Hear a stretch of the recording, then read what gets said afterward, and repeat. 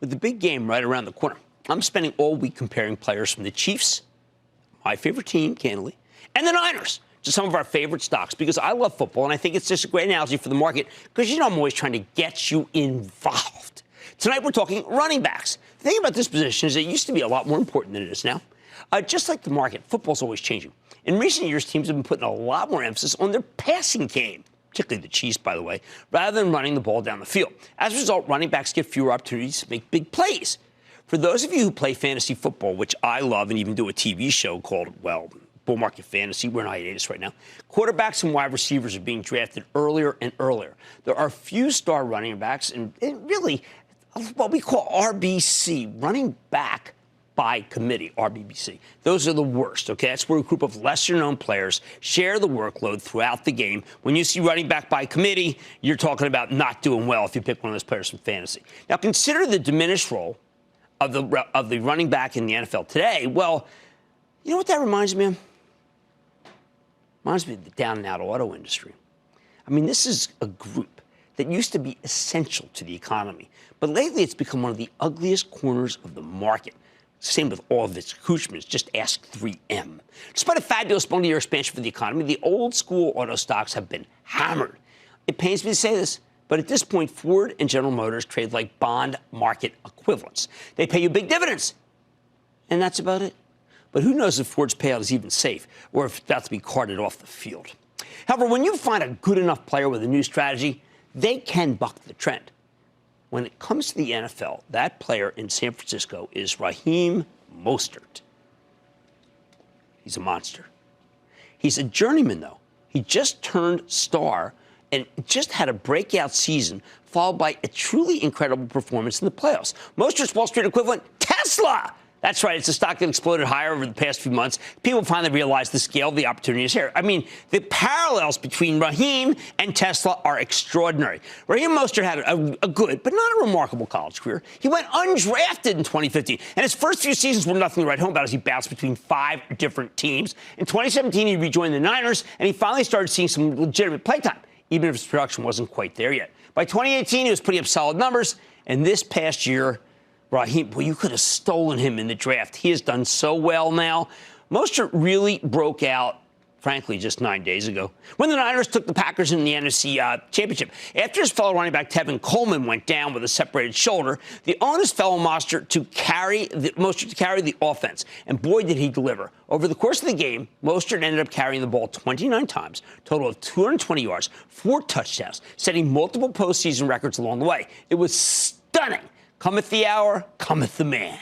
For me, that is totally reminiscent of Tesla, because not just because Mostert's playing is electric. Sorry, I had to do that. Here's a company that had been plagued by skeptics for years. The stock felt like it was in a rut, like Raheem. A lot of people didn't believe CEO Elon Musk could really deliver, but those skeptics have turned into believers practically overnight. What happened? Tesla reported a magnificent quarter late October that was the stock market equivalent of Raheem Mostert's NFC Championship performance. Specifically, the company delivered a surprise profit, and the stock hasn't looked back since. You know, it's now up nearly 125% in a little over 3 months, and I still like it. And I still like him, even though I think his opponent team is better. You know, I'm a believer in Tesla. Now that the skeptics have been forced to eat crow, Elon Musk can raise as much money as he needs if he even needs it. He just built a huge new factory in China in record time. He's got another one coming near Berlin. They just removed 7 unexploded bombs from where he's putting it up from World War II. This guy's got creativity.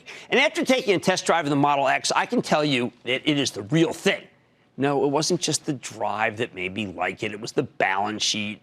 It was the maneuverability. It was the take over the world aspect, and it was the no longer tweet aspect. Just like Mostert, Tesla's spectacular performance has silenced his critics, and the results have been fabulous for the shareholders. These days, though, it's surprising to see a running back carry the whole offense like that. Most teams are much more focused on passing, and that's doubly true for Kansas City.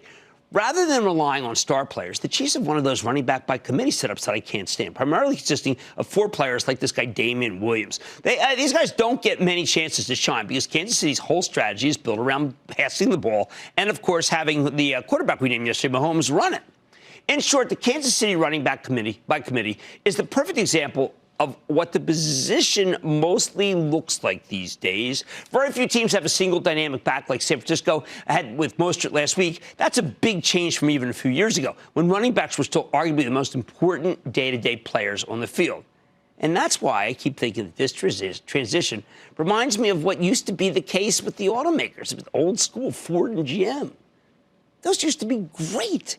Over the last few years, their seasonally adjusted annual sales rate has peaked. In the U.S., the auto industry has been stuck at 17 to 18 million cars for a while now. Like running backs, cars have increasingly gone out of style.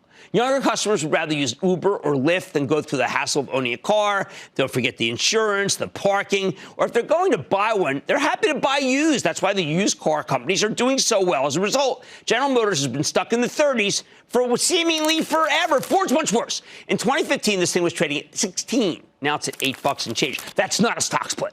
At this point, the most attractive thing about the legacy automakers is that their stocks are cheap. But remember, cheap is a relative point. They support big dividends. GM yielding 4.5%. All right, nothing to sneeze at. Ford yielding 6.7%. But again, I am concerned after they just took another big loss, Ford. I mean, one day am I going to wake up and see that dividend cut in half? They can't tell me. They can say. Anyway, who wins? Tesla or the aging but valuable incumbents? Deep value. Honestly, we know it's not a fair comparison, right? Earlier this month, Tesla rallied so hard that its market capitalization is now larger than Ford and GM combined, as it should be, even though its sales are much smaller, much, much smaller. Tesla is a $102 billion technology company on wheels. Ford's worth $35 billion, GM's worth $48 billion. I don't want a dividend. I want growth. And no wonder, because Wall Street does love growth. Tesla's growing like crazy. Meanwhile, GM has very little growth and Ford's actually shrinking. Doesn't it feel like Shady McCoy? I mean, he doesn't even get in. Healthy scratch. Investors pay up for growth. Nobody's paying up for stagnation. The one big objection to Tesla was the company's unprofitability. But now they're making money. In fact, they're expected to make $6 per share this year, maybe $13 next year. I'd be happy with 5 and 10, though. And it's close to 20 in 2022. I'd be happy with 15. But it's still a stunning trajectory. Of course, the expectations have been flipped. Last year, when the skeptics held sway, Tesla could rally on any good news. Now the company needs to keep delivering amazing results, or else its stock will run out of juice, but just temporarily. If Tesla stumbles, the stock will sell off hard. But I believe my putty-bout friend Elon Musk will deliver. Given that the company reports tomorrow night, well, we'll know soon enough, and certainly before the big game. The bottom line, when it comes to running backs, Raheem Mostert has all the moment, just like his stock market equivalent, Tesla. The only question is whether they can deliver against such heightened expectations. So you better pay attention when Tesla reports tomorrow. And you know, you might want to watch the championship on Sunday, too. Just a thought. Stick with Cramer. Don't miss a second of Mad Money. Follow @JimCramer on Twitter. Have a question? Tweet Cramer. #MadTweets.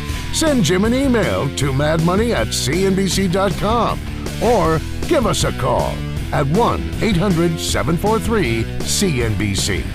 Miss something? Head to madmoney.cnbc.com.